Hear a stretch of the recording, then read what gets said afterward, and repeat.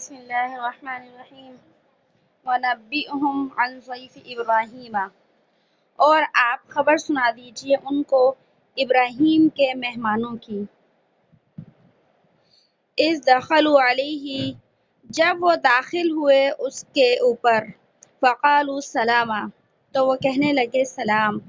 قَالَ إِنَّ مِنْكُمْ وَجِلُونَ، وہ کہنے لگے، اور وقالا کہا ابراہیم علیہ السلام نے، بے شک ہم کو تم سے ڈر معلوم ہوتا ہے۔ قالوا، تو وہ کہنے لگے، لا توجل، تم مت ڈرو، انا نبشرک بغلام علیم، کہ بے شک ہم آپ کو خوشخبری سناتے ہیں ایک لڑکے کی۔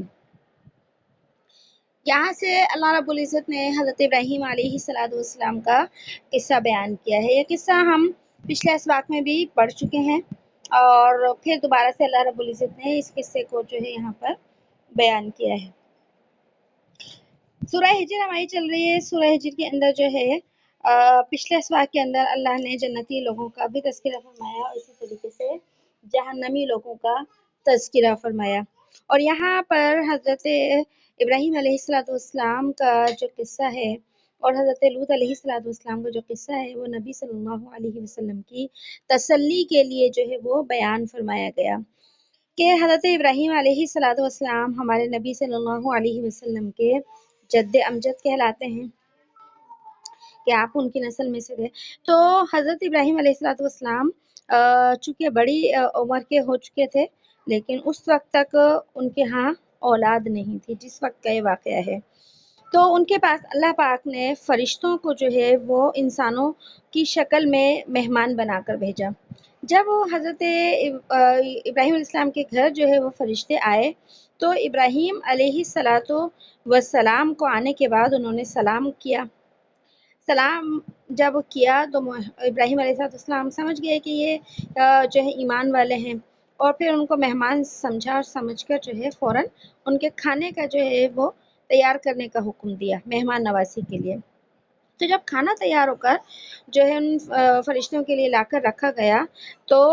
فرشتے تو تھے، کھانا تو وہ سکتے نہیں تھے، اس لیے انہوں نے کھانا نہیں کھایا۔ تو جب کھانا نہیں کھایا تو ابراہیم علیہ السلام ڈر گئے، دل میں ڈرے کہ یہ لوگ کھانا کیوں نہیں کھاتے، کیا وجہ ہے، کیونکہ ابراہیم علیہ السلام کو اندازہ ہی نہیں تھا کہ وہ فرشتے ہیں۔ تو اس وجہ سے جو ہے ابراہیم السلام ڈرے، اس وجہ سے کہ کہیں یہ ہمارے دشمن نہ ہوں، ہمارے مخالف نہ ہوں، کہ جو دوست ہوتا ہے وہ تو مہمان نوازی قبول کرتا ہے، کھانا کھاتا ہے، لیکن جو دشمن ہوتا ہے وہ مہمان نوازی قبول نہیں کرتا۔ تو اس وجہ سے حضرت ابراہیم علیہ السلام اپنے دل کے اندر ڈرے کہ کہیں یہ میرے دشمن نہ ہوں۔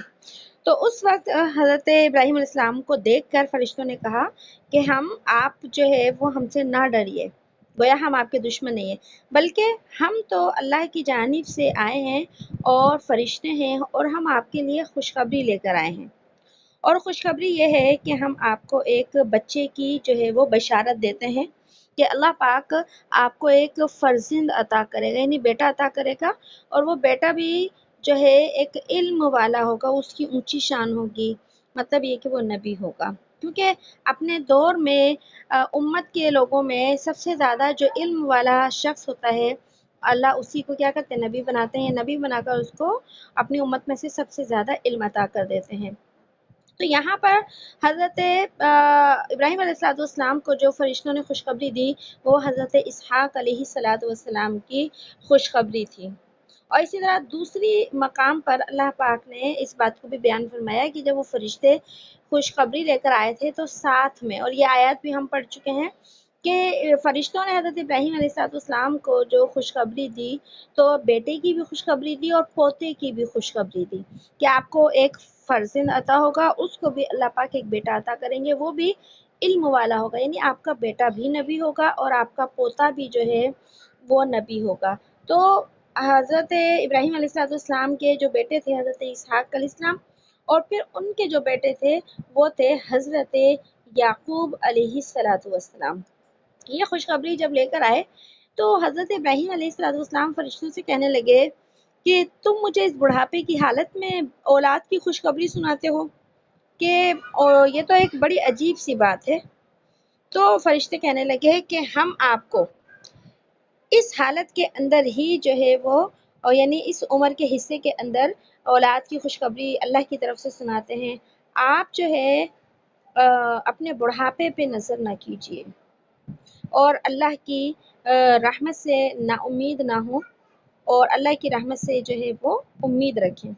تو جب فرشتوں نے یہ کہا کہ آپ نا امید نہ ہوں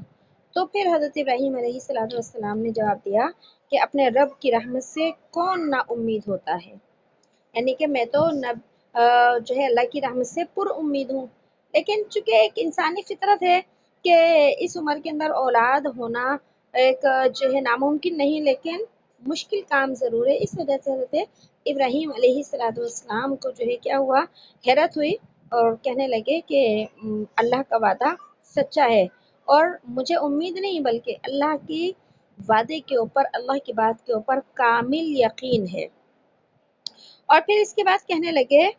کہ آپ جو فرشتے ہیں اور آپ جو آئے ہیں آسمانوں سے تو کوئی کسی خصوصی کام کے لیے جو ہے اللہ نے آپ کو بھیجا ہے، کوئی بڑی مہم کے لیے اللہ پاک نے آپ کو بھیجا ہے. تو یہاں تک کا ترجمہ دیکھ لیجئے کہ شروع میں جو ہے آیت ہم نے پڑھ لی اور پھر یہاں فرمایا قال لا توجل، کہنے لگے کہ آپ مت ڈریں، اور انا نبشرک بغلام علیم، بے شک ہم آپ کو ایک خوشخبری دیتے ہیں ایک علیم لڑکے کی، علم والے کی، ہوشیار اور سمجھدار لڑکے کی. تو پھر جو ہے وہ کہنے لگے قال ابشرتمونی، کیا تم مجھے خوشخبری سناتے ہو، الا اس بات کی، امسنی الکبر کہ مجھ کو پہنچ چکا ہے بڑھاپا، فبما تبشرون، اب تم اس پر خوشخبری سناتے ہو، پس تم کیسے خوشخبری سناتے ہو. یہ حیرت ہوئی حضرت ابراہیم علیہ السلام کو. تو وہ فرشتے کہنے لگے قالو، وہ کہنے لگے کہ بشرناک بالحق کی، کہ ہم نے آپ کو خوشخبری سنائی، سچی حق بات کی خوشخبری سنائی، فلا تکم من القانتین، بس آپ نہ ہو نا امید لوگوں میں سے، یعنی آپ اللہ کی ذات سے امید رکھیے. تو جب یہ کہا تو فرشتے حضرت ابراہیم علیہ السلام نے فرمایا قالا، کہنے لگے ابراہیم علیہ السلام ومن یقنط من رحمت ربہ، کہ کون نا امید ہوتا ہے اپنے رب کی رحمت سے، الا الضالون، مگر گمراہ لوگ، کہ جو اللہ پر ایمان نہیں رکھتے وہی اللہ کی رحمت سے نا امید ہو سکتے ہیں، اور میں تو اللہ کی رحمت پہ امید بھی رکھتا ہوں بلکہ یقین کامل رکھتا ہوں. یہ بات جب ہو گئی تو پھر حضرت ابراہیم علیہ السلام نے فرشتوں سے آنے کی جو ہے وہ وجہ پوچھی. قال فما خطبکم ایھا المرسلون، کہنے لگے، فرمایا ابراہیم علیہ السلام نے پس کیا مہم ہے تمہاری، خطبکم کیا مہم ہے، کیا ارادہ ہے تمہارا، ایھا المرسلون، اے اللہ کے بھیجے ہوئے، مرسلون سے مراد یہاں وہ فرشتے ہیں. جب ان سے حضرت ابراہیم علیہ السلام نے پوچھا تو پھر انہوں نے آگے والی آیات میں جواب دیا کہ اصل میں ہم آئے کیوں ہیں زمین کی طرف. تو فرشتے کہنے لگے کہ ابراہیم، اللہ نے ہمیں زمین کی طرف ایک مجرم قوم کو سزا دینے کے لیے بھیجا ہے، ہم عذاب لے کر آئے ہیں. اور وہ فرشتے عذاب لے کر آئے تھے جس بستی کی طرف، جس قوم کی طرف، وہ تھی قوم لوط. قوم لوط کی طرف آئے اور پھر فرشتے کہنے لگے کہ ابراہیم، ہم لوط علیہ السلام کی بستی کے اوپر عذاب کے لیے بھیجے گئے ہیں، لیکن ہم ان کے خاندان کو عذاب سے بچا لیں گے، یعنی ان کو ہم ایسے طریقے بتا دیں گے کہ وہ عذاب سے کیا ہو جائیں، بچ جائیں گے، اور ان کا خاندان جو ہے مجرم لوگوں سے الگ کر دیا جائے گا. لیکن آگے انہوں نے یہ بھی بتا دیا کہ لوط علیہ السلام کی بیوی نہیں بچے گی. یہ واقعہ ہم پہلے بھی پڑھ چکے ہیں کہ لوط علیہ السلام کی بیوی کیا تھی، کافرہ تھی. تو اس وجہ سے جو ہے نا انہوں نے کہہ دیا کہ لوط کی بیوی کے علاوہ باقی اس کے خاندان کے افراد کو بچا لیا جائے گا. ظاہر ہے جو لوط علیہ السلام پر ایمان لایا تھا وہ بچ جائے گا. تو یہ جو ہے آنے کا اپنا پورا مقصد جو ہے انہوں نے قرآن کے اندر بیان، یہاں اللہ نے آیات میں بیان فرمایا. دیکھیے قالوا، وہ کہنے لگے، انا ارسلنا الی قوم، کہ بے شک ہمیں بھیجا گیا ہے ایک قوم کی طرف، مجرمین जो गुनहगार हैं, एक मुजरिम कौम की तरफ। इल्ला आला लूत, मगर लूत के घर वाले, यानी कि हमें अल्लाह ने जो भेजा है वो मुजरिम कौम की तरफ अजाब के लिए भेजा है, मगर जो लूत के घर वाले हैं हजरत लूत अलैहिस्सलाम के, उनको बचा लिया जाएगा। इन्ना लामुनज्जुहुम अजमाइन, मगर बेशक हम उन सब के सब को बचा लेंगे, यानी उनके जो खानदान के लोग हैं ईमान वाले उनको बचा लेंगे। इल्ला इम्रअतहु कद्दरना इन्नहा लमिनल गाबिरीन, मगर उसकी बीवी, इमरात से इमरात यहाँ बीवी है, मगर उसकी बीवी के मुकद्दर कर दिया है हमने, मुराद अल्लाह ने उसके लिए मुकद्दर कर दिया है सज़ा। इन्नहा लमिनल गाबिरीन, और बेशक वो रह जाने वालों में से होगी, यानी कि जो बस्ती में जिन लोगों पर अजाब आएगा, जो पीछे रह जाएंगे, उनको जो है क्या होगा अल्लाह की तरफ से, और उसमें लूत अलैहिस्सलाम की बीवी भी होगी। और फिर जो है हमने पीछे किस्सा जो है इसका पढ़ा था, आगे देखिए कि जब ये सारा जो है किस्सा बता दिया, तो फिर ये जो फरिश्ते थे हजरत लूत अलैहिस्सलाम के पास आए, और लूत अलैहिस्सलाम के पास आने के बाद कहने लगे कि जब लूत अलैहिस्सलाम ने इन फरिश्तों को देखा ना, तो लूत अलैहिस्सलाम पहचाने नहीं, जाहिर है जो अपनी बस्ती के, कुनबे के, बिरादरी के लोग होते हैं उसको लोग पहचानते हैं, तो ये फरिश्ते थे तो लूत अलैहिस्सलाम इनको नहीं पहचाने, और कहने लगे कि तुम तो अजनबी लोग हो, मैं नहीं पहचानता तुम्हें। तो कहने लगे कि और डर गए हजरत लूत अलैहिस्सलाम अपनी कौम की शरारतों की वजह से, कहने लगे कि तुम अजनबी मालूम होते हो, देखो ये जो मेरी कौम के लोग हैं, बस्ती के लोग हैं ना, तुम्हारे साथ क्या करेंगे, क्योंकि ये अजनबी लोग अगर कोई आ जाए यहाँ पर तो क्या करते हैं, ये उन्हें परेशान करते हैं, तो इस वजह से हजरत लूत अलैहिस्सलाम परेशान हुए। तो जब लूत अलैहिस्सलाम ने बात की तो फरिश्ते कहने लगे कि हम इंसान नहीं हैं, बल्कि हम तो क्या हैं, फरिश्ते हैं अल्लाह के, और हम आपके पास जो है अजाब लेकर आए हैं, आपके पास मुराद है आपकी उम्मत के, आपकी कौम के नाफरमान लोगों के ऊपर अजाब लेकर आए हैं, जिस अजाब के बारे में आप इन्हें बताया करते थे और जिस अजाब के बारे में कि इनकार किया करते थे, तो ये लोग जो हैं हम इनके पास वही अजाब लेकर आए हैं, और आप भी अपनी दावत में बिल्कुल सच्चे थे, इनको बताते थे, और हम भी बिल्कुल सच्चे हैं कि अल्लाह ने अजाब का फैसला कर दिया है। फिर फरिश्तों ने कहा, कहने लगे ए लूत, आप रात के किसी हिस्से में अपने घर वालों को लेकर यहाँ से निकल जाइए, इस बस्ती से निकल जाइए रात के अंदर। और फिर फरिश्तों ने उन्हें बताया कि लूत जब आप यहाँ से निकलें तो आप अपनी उन कौम के अफराद में सबसे पीछे रहिएगा, यानी जो आपके साथ जाएंगे ना इस बस्ती से, उनमें सबसे पीछे आप चलेंगे और आगे आगे सबको लेकर चलेंगे। इसकी वजह क्या है कि आप जब सबसे पीछे होंगे तो आपके साथ जो निकलने वाले लोग होंगे बस्ती से, उनमें से कोई बस्ती में वापस ना लौट जाए, और ये कि रह ना जाए कोई, आप आखिर में निकलें ताकि सबको देख लें कि सारे ईमान वाले निकल गए हैं, और जो है कोई वापस ना चला जाए। और ये कि हिकमत ये थी कि चूंकि नबी थे ना, तो उनके रोब और हैबत की वजह से कोई वापस ना जाए अब। और इसके बाद जो है पीछे भी हमने पढ़ा था, और यहाँ पर अल्लाह ने फरमाया कि लूत के फरिश्तों के जरिए कि ए लूत आपने पीछे मुड़कर नहीं देखना, जब आप बस्ती से निकले तो आपके लोगों में से यानी निकलने वालों में से कोई भी पीछे मुड़कर ना देखे, ये अल्लाह का हुक्म है। अगर जिसने पीछे मुड़कर देखा तो वो भी अजाब का क्या हो जाएगा, शिकार हो जाएगा। ये हुक्म अल्लाह ने देकर जो है वो इन फरिश्तों को जो है वो भेजा। अब फरिश्तों ने हजरत लूत अलैहिस्सलाम और उनके मानने वालों को जिस तरफ निकलने का हुक्म दिया था कि अपनी बस्ती को छोड़कर चले जाओ, वो मुल्क शाम थी, यानी हिजरत करने का जो हुक्म दिया था मुल्क शाम की तरफ जो है वो हुक्म दिया था। तो फिर हजरत लूत अलैहिस्सलाम ने ऐसे ही किया कि मुल्क शाम की तरफ जो है वो निकल गए। तो देखिए इतना हिस्सा पढ़ लीजिए कि आगे अल्लाह पाक ने फरमाया फलम्मा जाआ आला लूती, पर जब आए वो लोग वो फरिश्ते लूत के घर में, अल मुरसलून भेजे हुए, मैंने इसका तर्जुमा पहले कर दिया, पर जब आए लूत के घर वो भेजे हुए, यानी अल्लाह के भेजे हुए फरिश्ते, قال، تو لوط علیہ السلام کہنے لگے، انکم قوم منکرون، کہ بے شک تم لوگ ہو اجنبی، یعنی میں تمہیں پہچان نہیں پا رہا تم کون لوگ ہو۔ تو وہ کہنے لگے، قالوا بل جئناک بما كانوا فیہ یمترون، وہ کہنے لگے بلکہ ہم آئے ہیں آپ کے پاس اس چیز کو لے کر، فیہ یمترون، جس میں وہ جھگڑتے تھے، جس میں وہ شک کرتے تھے، آج ہم وہ چیز لے کر آئے ہیں، یعنی عذاب۔ اور آگے کہنے لگے، وَأَتَيْنَاكَ بِالْحَقِّ، اور ہم لائے ہیں آپ کے پاس سچی بات، وَإِنَّ لَصَادِقُونَ، اور بے شک ہم سچ کہتے ہیں۔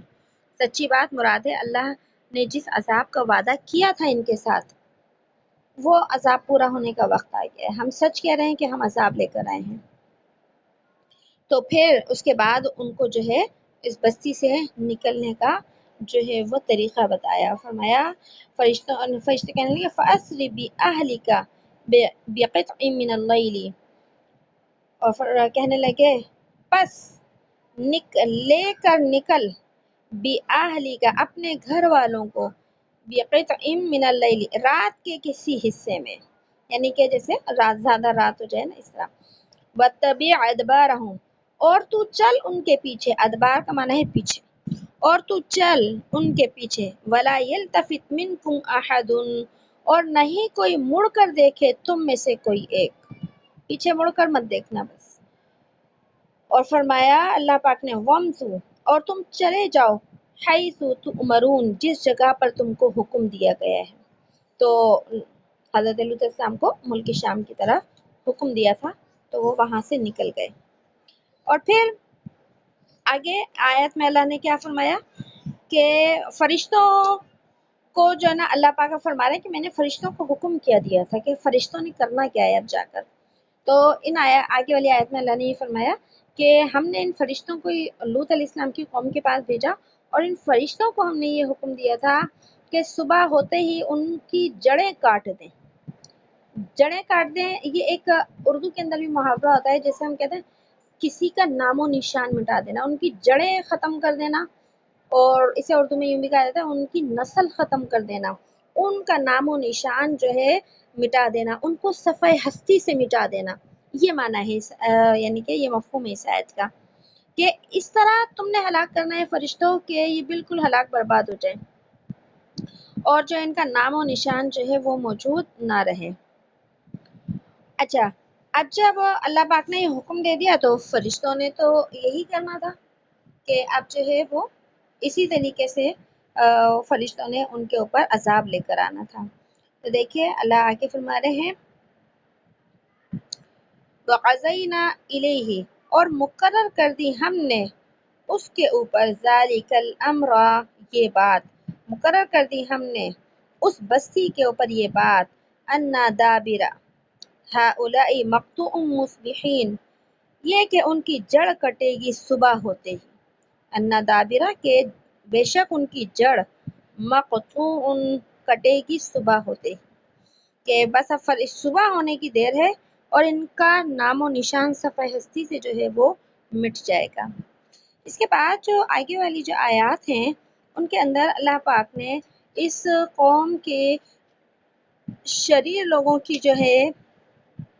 عادتوں کا، ایک بد عادت کا جو ہے وہ ذکر فرمایا ہے۔ اور کیا ذکر ہے کہ جب ان کی قوم کے لوگ، یہ تو رات میں دوسرے دن عذاب آنا ہے، لیکن عذاب آنے سے ایک دن پہلے جب لوط علیہ السلام کے گھر یہ فرشتے آئے نا انسانی شکل میں، تو ان کی جو قوم اور بستی کے جو لوگ تھے نا، ان کو پتہ چل گیا کہ لوط علیہ السلام کے ہاں خوبصورت نا لڑکے آئے ہیں،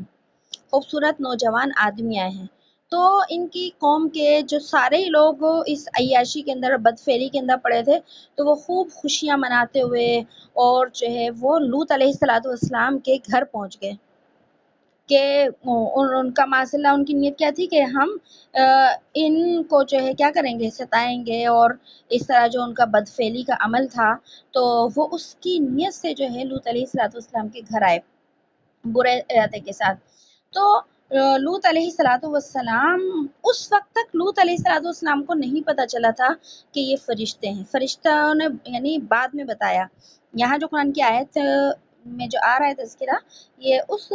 وقت کو بیان کیا گیا ہے جب تک لوط علیہ السلام کو بھی نہیں پتا تھا کہ یہ فرشتے ہیں، انسان سمجھ رہے تھے ان کو۔ تو جب اپنی قوم کے لوگوں کو دیکھا ہے کہ برے نیت اور ارادے سے میرے گھر آئے ہیں، تو چونکہ میزبان تھے حضرت لوط علیہ السلام، تو کہنے لگے کہ میری قوم کے لوگوں، یہ لوگ میرے مہمان ہیں،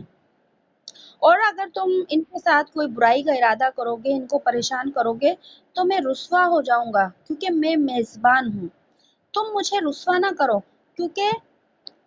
کوئی شخص مہمان کی بے عزتی کرتا ہے تو اصل میں یہ میزبان کی کیا ہوتی ہے؟ توہین ہوتی ہے۔ اور تم میرے گھر میں میرے مہمانوں کو کیا کر رہے ہو؟ پریشان کر رہے ہو، اور یہ تو پردیسی ہیں، کیا تمہیں ان پر رحم نہیں آتا؟ اور اگر تمہیں ان پر رحم نہیں آتا، یہ اجنبی پردیسی ہیں، تم ان کو نہیں جانتے، تو میں تو تمہاری بستی کا آدمی ہوں، میں ان کا جو ہے میزبان ہوں، تم میرے اوپر رحم کرو اور ان کو چھوڑ دو۔ اور تم جو ارادہ کر رہے ہو ان سے گناہوں کا، تو اللہ کے جو ہے کیا ہے، تم غضب کو آواز دے رہے ہو، تم اللہ سے ڈرو اور مجھے مہمانوں کی نظر میں رسوا نہ کرو۔ کہ مہمان یہ سمجھیں کہ لوط علیہ السلام جو ہے نا، ان کی اپنی قوم کے اندر کوئی عزت نہیں ہے، اس لیے تم مجھے رسوا نہیں کرنا اپنے مہمانوں کے سامنے۔ تو جب یہ ساری بات حضرت لوط علیہ السلام نے کہی نا، تو یہ بدبخت کیا کہنے لگے؟ یہ کہنے لگے، اے لوط، یہ جو رسوائی کی آپ بات کر رہے ہیں نا، تو یہ رسوائی ہماری طرف سے نہیں ہوگی، یہ رسوائی تو آپ خود کروا رہے ہیں اپنی معاذ اللہ۔ اس طرح کہ آپ نے ان کو اپنا مہمان کیوں بنایا؟ آپ کو تو ہمارے بارے میں پتا ہے، تو آپ نے ان کو مہمان کیوں بنایا؟ اور ہم تو آپ کو لوگوں کو مہمان بنانے سے بہت دفعہ منع کر چکے ہیں کہ آپ اپنے گھر کسی کو مہمان نہ بنائیں، لیکن اگر کوئی آپ کے گھر مہمان آ گیا تو ہم اپنے برے ارادے سے باز نہیں آئیں گے۔ تو یہ کہنے لگے۔ تو اس کے بعد یعنی جب یہ کہا نا کہ آپ مہمان کیوں بناتے ہیں کسی کو، تو اس پر حضرت لوط علیہ السلام کہنے لگے، اے میری قوم کے نافرمان لوگوں، تمہارے گھروں کے اندر جو تمہاری بیویاں ہیں اور یہ میری بیٹیاں ہیں، یعنی کہ میری قوم کا جو نبی ہوتا ہے وہ تو باپ کی مثل ہوتا ہے نا، تو کہنے لگے جو میری بیٹیاں ہیں تمہارے گھروں میں، مراد تمہاری جو بیویاں ہیں، تم اپنی جسمانی خواہش جو ہے کیا کرو، تم ان سے پوری کرو۔ میں تو تمہیں یہ کہتا ہوں کہ گویا شریعت کے اعتبار سے تم اپنی بیویوں کی طرف رخ کرو، لیکن تم کسی کی بات نہیں سنتے۔ تو یہاں تک جو ہے حضرت لوط علیہ السلام اور ان کی بات ہوئی۔ اس کے بعد فرشتوں نے لوط علیہ السلام کو بتایا کہ اے لوط، آپ پریشان نہ ہوئے، کیونکہ ہم تو کیا ہیں، فرشتے ہیں، اور ہم آئے ہی ان نافرمانوں کو سزا دینے کے لیے۔ دیکھیے آگے، وَجَاءَ أَهْلُ الْمَدِينَةِ يَسْتَبْشِرُونَ، اور آئے شہر کے لوگ خوشیاں مناتے ہوئے، یستبشرون خوشیاں مناتے ہوئے، کہ لوط علیہ السلام کے گھر۔ قال، تو لوط علیہ السلام نے کہا ان سے، ان هؤلاء ضیفی، کہ بے شک یہ لوگ میرے مہمان ہیں، فلا تفضحون، بس تم مجھ کو رسوا نہ کرو، تم ان کے ساتھ غلط حرکت کرو گے، ان کو بے عزت کرو گے، تو یہ تو میری رسوائی ہے۔ اور کہنے لگے، فرمایا واتقوا اللہ ولا تخزون،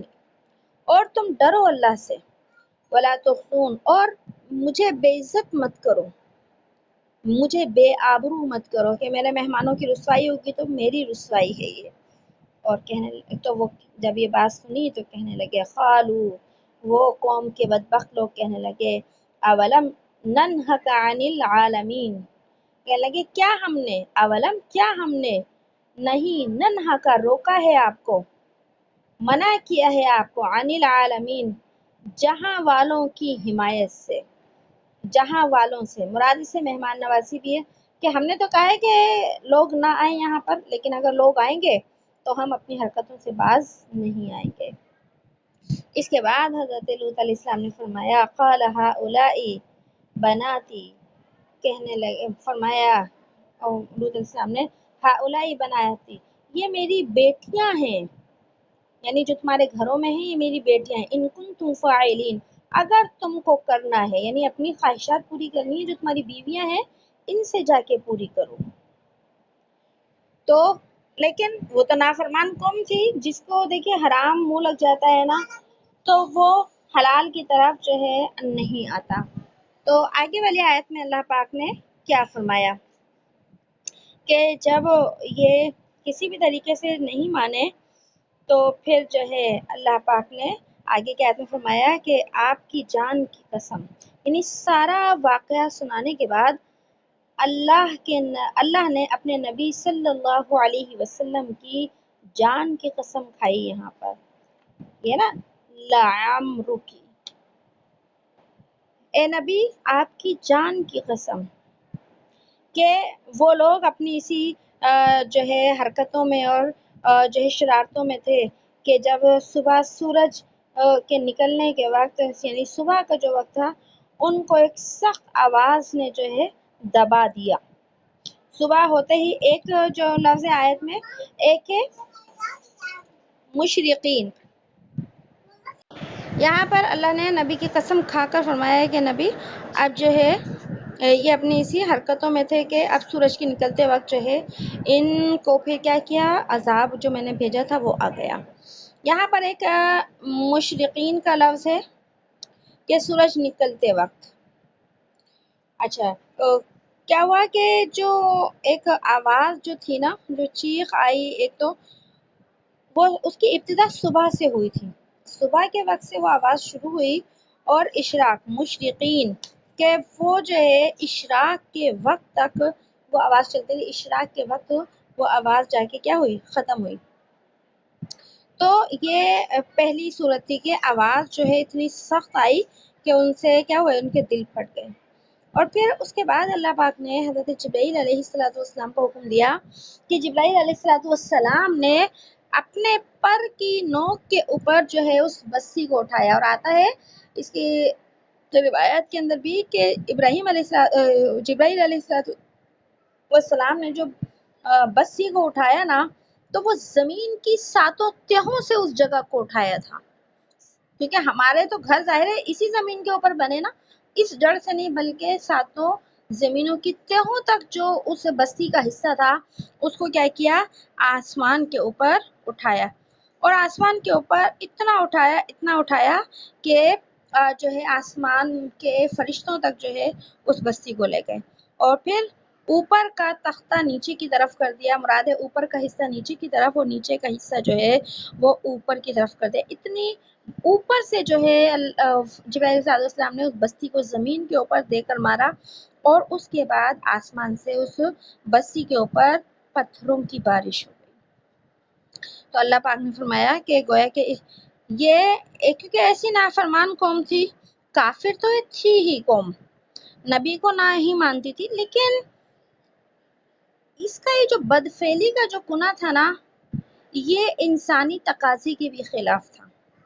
اور میں آپ کو پہلے بھی اس بات میں بتا چکی ہوں کہ اللہ پاک نے ساری امتوں کے اندر سب سے زیادہ جو دردناک عذاب دیا ہے وہ قوم لوط کو دیا ہے، اور قوم لوط کے اوپر یہ جو عذاب آیا اسی بدفعلی کی وجہ سے یہ اس کے اوپر عذاب آیا تھا، ورنہ تو اور امتیں بھی تھیں، وہ بھی کافر تھی، مشرک تھی، نافرمان تھی، لیکن ان کو اس طریقے سے عبرتناک سزا سے اللہ پاک نے جو ہے وہ دو چار نہیں کیا۔ اور پھر آگے اللہ نے فرمایا کہ یہ جو واقعہ ہے اس میں دنیا کے لوگوں کے لیے جو ہے کیا ہے، بہت سارے نشانات ہیں۔ اب دیکھیے یہاں پر ایک اللہ پاک نے نبی صلی اللہ علیہ وسلم کی زندگی کی اور عمر کی جو ہے وہ کیا کھائی ہے، قسم کھائی ہے، آپ کی حیات کی قسم کھائی ہے۔ تو اللہ پاک نے نبی علیہ السلام کی حیات کی قسم کیوں کھائی؟ تو روایت میں آتا ہے حدیث پاک کے اندر کہ اللہ نے تمام مخلوقات میں کسی کو بھی حضرت محمد صلی اللہ علیہ وسلم سے زیادہ رتبہ اور مرتبہ عطا نہیں کیا ہے۔ ظاہر ہے ہم سب جانتے ہیں، ہمارا عقیدہ ہے، ہمارا یقین ہے کہ ہمارے نبی ہی کائنات کے اندر اللہ کے بعد جو مقام اور مرتبہ ہے کائنات میں، بے شک ہمارے نبی صلی اللہ علیہ وسلم کا ہے۔ اسی وجہ سے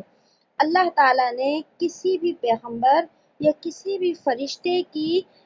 حیات کے اوپر جو ہے یعنی زندگی کی قسم نہیں کھائی ہے، لیکن اللہ پاک نے قرآن کریم کے اندر اپنے نبی صلی اللہ علیہ وسلم کی زندگی کی قسم کھائی ہے، جو کہ آپ صلی اللہ علیہ وسلم کا انتہائی درجے کا اعزاز اور اکرام ہے۔ اب دیکھیں دنیا میں بھی ایک بعض اوقات ہوتا ہے نا کہ لوگ کہتے ہیں بھائی تمہاری جان کی قسم، تو یہ گویا ایک بہت بڑا معاملہ سمجھا جاتا ہے جہاں کسی کی جان کی قسم کھا لی جائے نا، حالانکہ کسی کی جان کی قسم ہم نہیں کھا سکتے اس سے، لیکن ایک بات آپ کو سمجھانا چاہ رہی ہوں کہ کسی کی جان کی یا زندگی کی قسم کھانا بہت بڑی بات ہوتی ہے۔ تو اللہ پاک نے صرف سارے نبیوں کے اندر ہمارے نبی صلی اللہ علیہ وسلم کی زندگی کی قسم کھائی ہے۔ اب غیر اللہ کی قسم کھانے کا کیا حکم ہے کہ ایک مسلمان کس کی قسم کھا سکتا ہے اور کیا قسم کھانا جائز بھی ہے یا نہیں؟ تو دیکھیے قسم کھانا جائز ہے، اور لیکن قسم کسی ایسے معاملے کے اندر کھائی جائے جو کہ کوئی بڑا معاملہ ہو۔ کسی بھی چھوٹی موٹی بات کے اوپر جو ہے کوشش کرنا چاہیے کہ قسم نہ ہی کھائی جائے۔ اچھا، قسم کی ویسے تو علمی اعتبار سے نا قسمیں ہوتی ہیں، اور ایک یمین لغو ہوتی ہے، اور اسی کے ساتھ ساتھ اور بھی قسم کی جو ہیں وہ قسمیں ہوتی ہیں۔ تھوڑا سا میں ایک آسان الفاظ میں آپ کو بتا دیتی ہوں۔ ہمارے یہاں بعض اوقات کسی پرانی بات کو، گزری ہوئی بات کو بتایا جاتا ہے، اور پھر یہ کہا جاتا ہے جیسے کوئی کسی کی بات بتا رہا ہو، واقعہ بتا رہا ہو، یا کسی نے کسی کو کچھ کہا ہوتا ہے، تو کوئی کہتا ہے اللہ کی قسم، میں قسم کھا کے کہتا ہوں کہ اس نے یہ بات تمہیں کہی ہے، تمہارے بارے میں یہ بات کہی ہے۔ تو جو ہے اس طرح قسم کھانے سے کیا قسم ٹوٹ جاتی ہے، قسم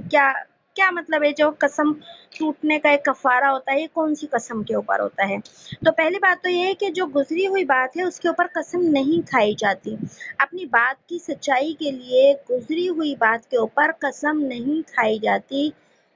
بلکہ قسم جو اصل ہوتی ہے وہ ہوتی ہے مستقبل کے بارے میں۔ اسے یمین منعقدہ کہتے ہیں علمی اصطلاح کے اندر۔ میں آسان الفاظ میں آپ کو بتا رہی ہوں کہ جیسے کوئی شخص ہی کہے اللہ کی قسم میں فلاں کے گھر نہیں جاؤں گا،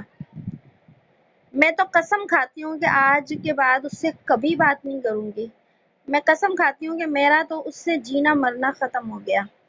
یہ مستقبل کے بارے میں کہ میں ایسا کام نہیں کروں گی یا میں ایسا کام کروں گی، یہ قسم یاد رکھیے ہو جاتی ہے۔ اب اگر کسی نے قسم کھائی کہ اللہ کی قسم میں اس کے گھر اب کبھی نہیں جاؤں گی، لیکن پھر ناراضگی دور ہو گئی اور کیا کوئی موت میت ہو گئی تو اس کے گھر کیا ہوئی، چلی گئی۔ اب جب چلی گئی تو یاد رکھیے اس کی قسم ٹوٹ گئی۔ جب اس کی قسم ٹوٹ گئی تو اب اسے اس قسم کا کفارہ دینا پڑتا ہے۔ قسم کے کفارے کے اندر یا تو یہ 10 مسکینوں کو 2 وقت کا کھانا کھلانا ہوتا ہے کہ صبح اور شام، 2 وقت کا 10 لوگوں کو صبح کھانا کھلانا پڑے گا، 10 لوگوں کو شام کو کھانا کھلانا پڑے گا، اور اگر کوئی کھانا نہ کھلا سکے تو جتنا صدقہ فطر کے پیسے بنتے ہیں ہمارے، تو اتنے 2 وقت یعنی کہ 20 لوگ ہو جائیں گے پھر نا، 10 صبح کے 10 شام کے، تو 20 لوگوں کو صدقہ فطر کے برابر جو ہے پیسے دینا پڑیں گے۔ اب وہ صدقہ فطر 100 روپے بنتا ہے، 150 روپے بنتا ہے، 200 روپے، جو بھی بنتا ہے اسی کے حساب سے پیسے دیے جاتے ہیں۔ اور دوسرے نمبر پر اگر کوئی شخص کھانا نہ کھلا سکے یا پیسے نہ دے سکے تو پھر اس کو چاہیے کہ وہ جو ہے 3 روزے رکھے۔